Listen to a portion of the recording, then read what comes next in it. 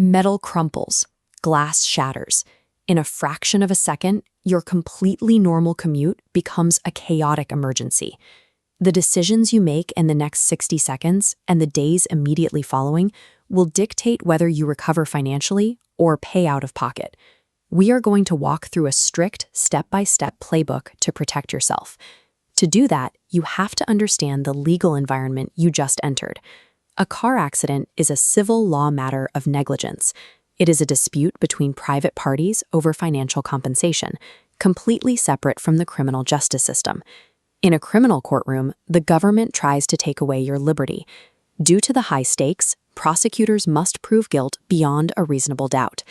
This photograph shows defense attorney Johnny Cochran famously leveraging that massive burden of proof to secure an acquittal in a high-profile murder trial. Civil court is entirely different.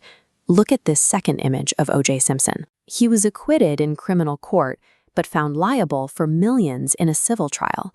That happens because civil courts use a much lower standard, called the preponderance of the evidence. Under this standard, you don't need absolute certainty. You only need to prove that the other driver was slightly more than 50. You cannot fight an insurance claim from an ICU bed. Step 2 is the golden rule of accident scenes. Do not, under any circumstances, say the words, "I'm sorry." When we see someone distressed, we are socially conditioned to offer empathy. You have to fight that instinct. The opposing driver and their insurance adjusters are listening closely. In a civil dispute, an apology does not translate as politeness. It translates as a binding admission of liability. You are handing the other side free evidence to put on their side of the scale. Step 3 is securing the police report. Officers document the conditions, the positions of the vehicles, and the initial statements. This creates an objective, third-party foundation for your civil claim. By moving your car out of traffic and keeping your mouth shut about fault, you neutralize the immediate physical dangers and the biggest legal trap at the scene. Step 4 is to build the case. Pull out your smartphone. You need to turn the physical debris field into a permanent digital record. This interface represents your checklist. Snap wide shots showing the entire intersection and weather conditions. Capture the skid marks on the pavement and zoom in on the opposing driver's license plate. Step 5 is exchanging information. You need the other driver's insurance and registration, but equally critical, you need the names and phone numbers of anyone standing on the sidewalk who saw the crash. Bystanders leave quickly once the sirens arrive. Their independent accounts hold immense weight because they have no financial stake in the outcome. They are the ultimate tiebreakers in a fault dispute. Step 6 is getting medical care immediately.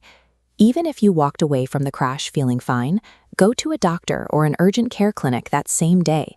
The violent impact triggers a massive release of adrenaline, which biologically masks internal trauma. If you wait days to report pain, the opposing insurance company will argue your injuries are unrelated to the crash, destroying your ability to claim compensatory damages. A contemporaneous medical record detailing your injuries, combined with statements from neutral bystanders, are the two heaviest pieces of evidence you can secure for your side of the scale. Once the physical scene is cleared, the battleground shifts. You are no longer dealing with the other driver. You are facing their insurance company, an entity designed to minimize payouts. This brings us to your first post-scene warning. Decline any request for a recorded statement from the opposing insurer.